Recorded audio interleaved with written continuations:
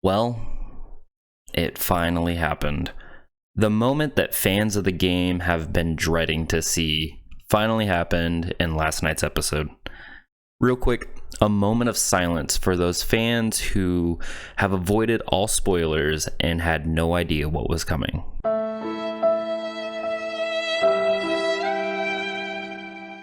You poor souls. Now, as a fan who did know what was coming, I would say it went about as good as you can expect it to. It's weird to say this was a good episode when it, is easily one of the most tragic episodes. It brings a lot of mixed feelings. Even though I did know that this was coming, it's still, the way that they wrote the episode, it kind of left you with a little bit of uncertainty. Not to it happening, but more so like when it's going to happen. With how things have been kind of happening in a different order, or things not so much happening exactly one-to-one to the game, it kind of left me thinking that, maybe there's a chance that this scene takes place later, or they reworked it some way so that it was a little bit different, but in the end it did end up pretty much being very close to the game. But I like the time in which things happened. I feel like it happened at the right time, and I feel like it was paced very well. They could have easily dragged the scene out much longer to get a longer episode out, but I feel like it went very well. It wasn't dragged out, it wasn't rushed. Everything hit its story beat when it should have, even with all the changes that they did make. Once again, all the performances were excellent. I mean, as of this point, I haven't seen anything yet about the performances in the scene. I'm just going off my own opinion, and I really think that they did nail it. I think Abby did well. That's probably going to be the biggest talking point, I would think, is, how Abby's performance was. If new fans who don't know the story of the game, if they just hate Abby or if they sympathize with her.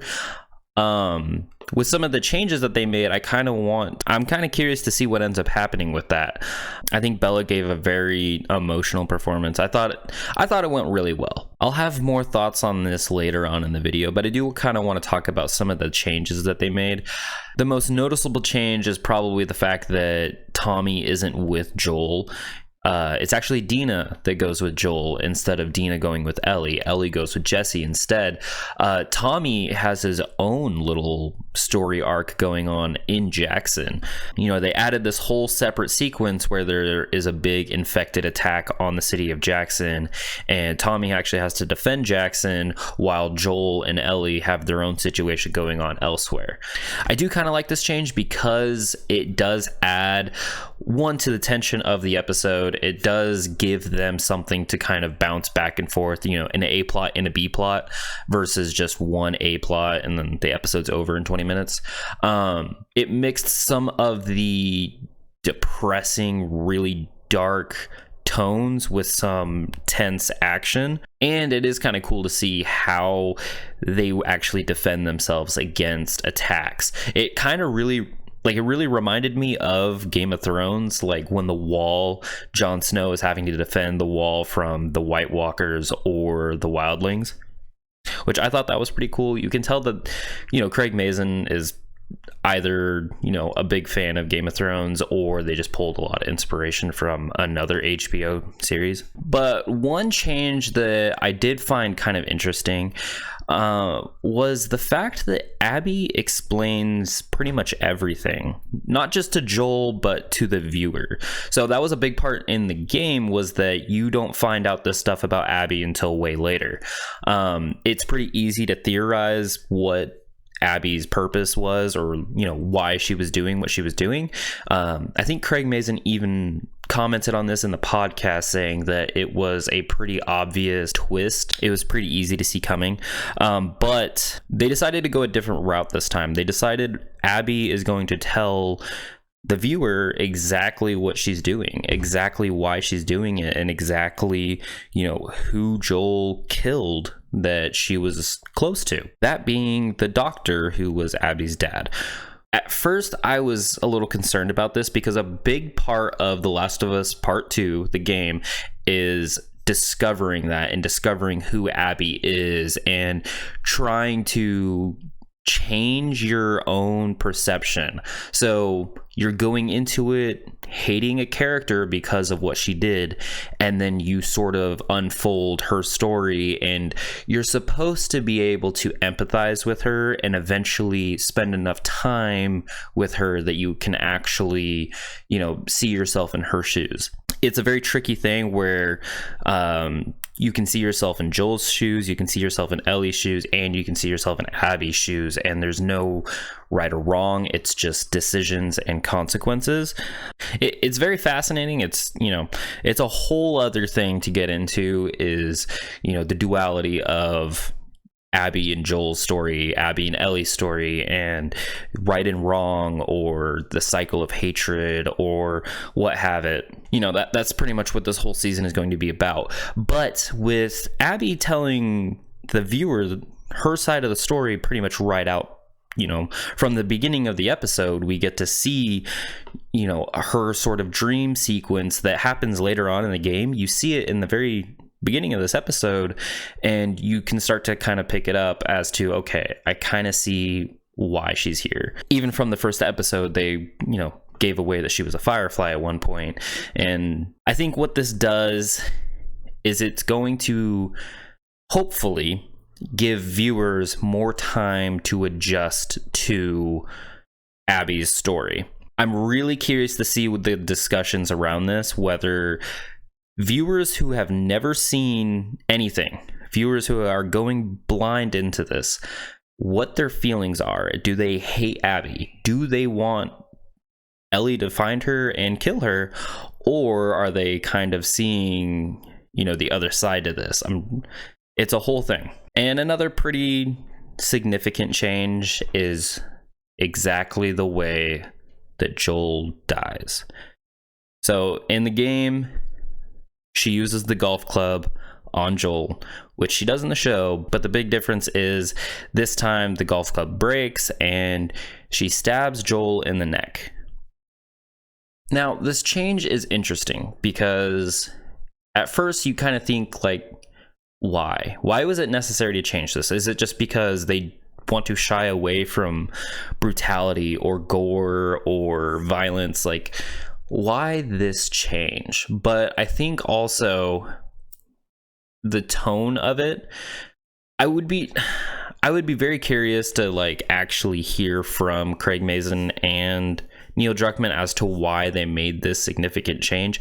I did listen to the podcast earlier, but I didn't pick anything up like that. Maybe I wasn't paying attention, but anyway, I'm curious as to why, because it does feel very, what's the word I'm looking for? It doesn't feel super impactful. It feels kind of like anticlimactic is not the word, but it's the closest thing I can think of, where it just feels like in the blink of an eye, it's done. Like it happens. There's very little physical reaction from Pedro, and it just is. It's over. It's done. So that was kind of interesting. I do kind of want to segue into some critiques that I have. Like I said, I do think this was a very well done episode. I thought that it was great. Everything that I wanted from it, it delivered. But we got to be fair. I have some thoughts. Now, this comes strictly as a person who has played through the games many times. So at this point, I know the story very well, and I know some of the beats very well, and I have my own, personal attachments. Now, one thing to keep in mind is that this is separate from the game. It's a standalone thing. It ties in. This is an adapted story, so there will be differences. We already know this. We watched season 1. It's not supposed to be exactly 1-to-1. There's extra bits. There's changed bits.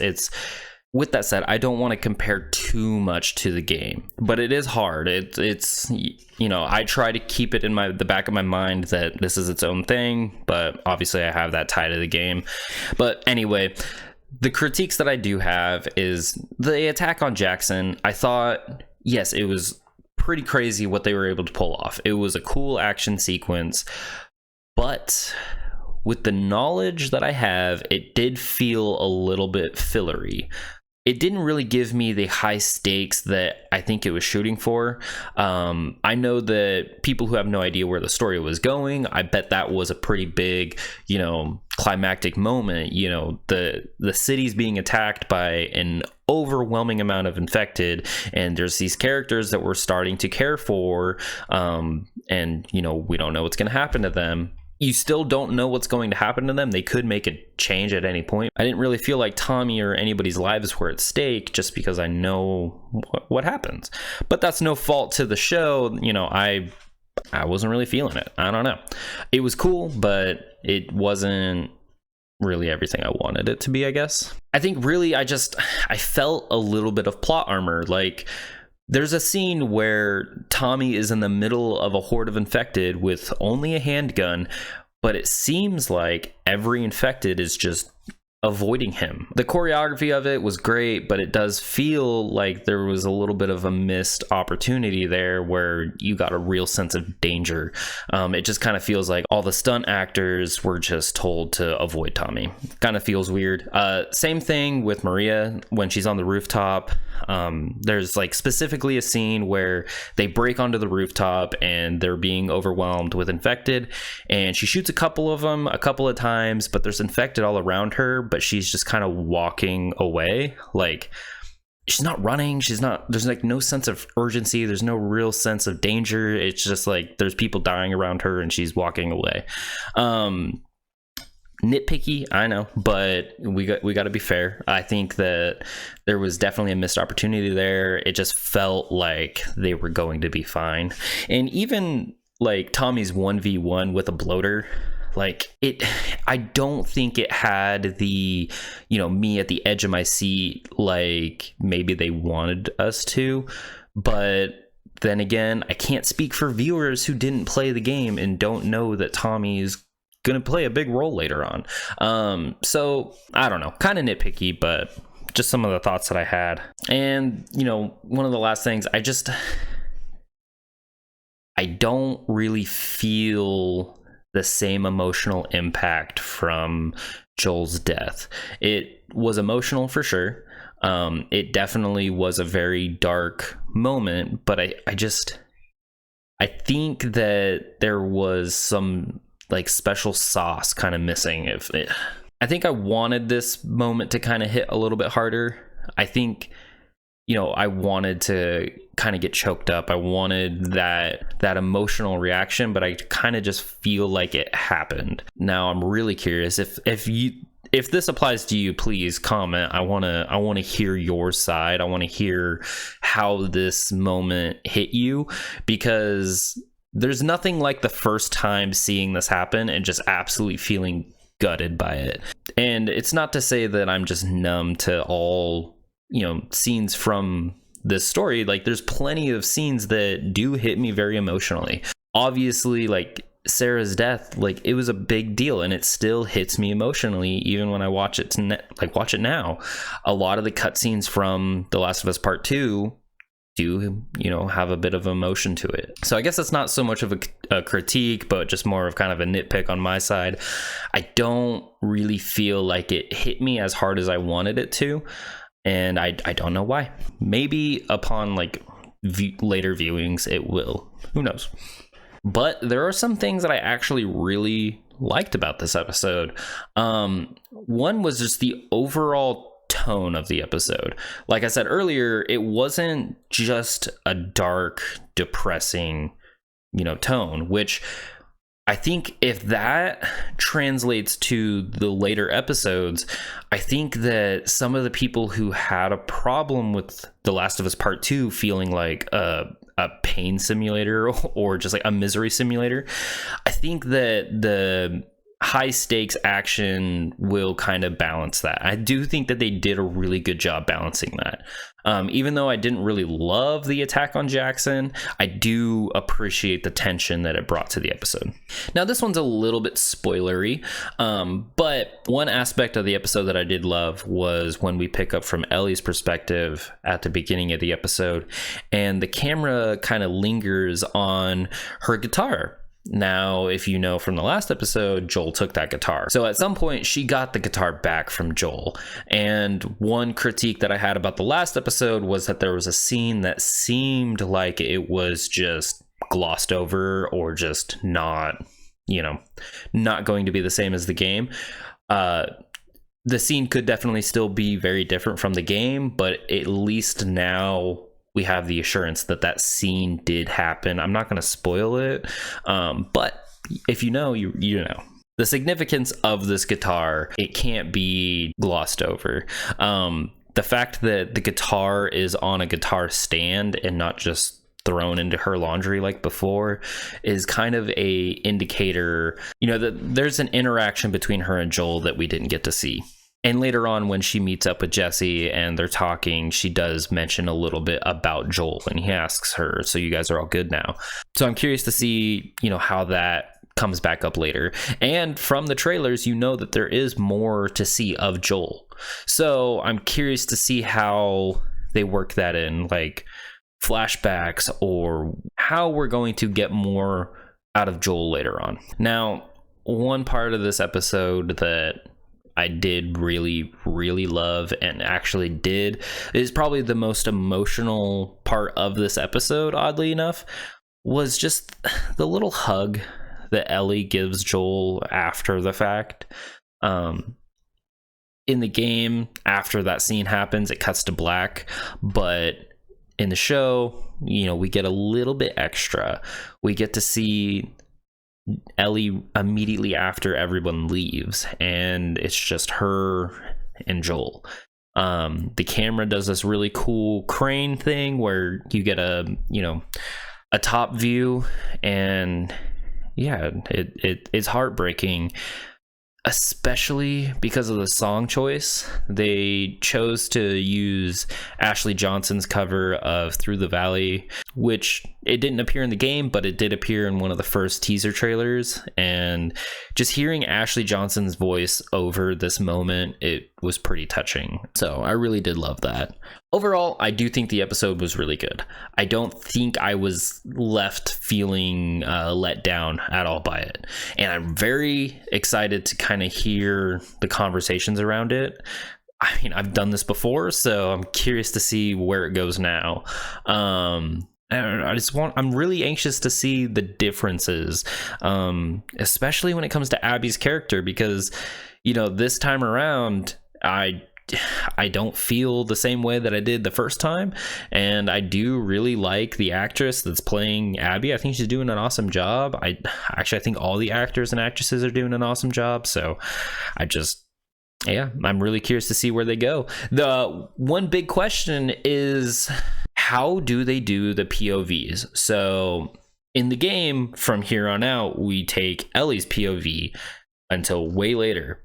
Are we going to see Abby's POV like in tandem to Ellie's? We'll see what happens. That's kind of my theory, is that they are going to bounce back and forth between both their stories, and we're going to follow them both on a sort of polar opposite journey. Ellie is heading one direction and Abby's going to be heading a different direction. So I do think that it would be a smarter decision to kind of follow them on their opposite paths until they do eventually, meet in the middle. Hopefully that wasn't like too spoilery, but yeah, anyway, that's all from me. I will see you guys next time. So goodbye.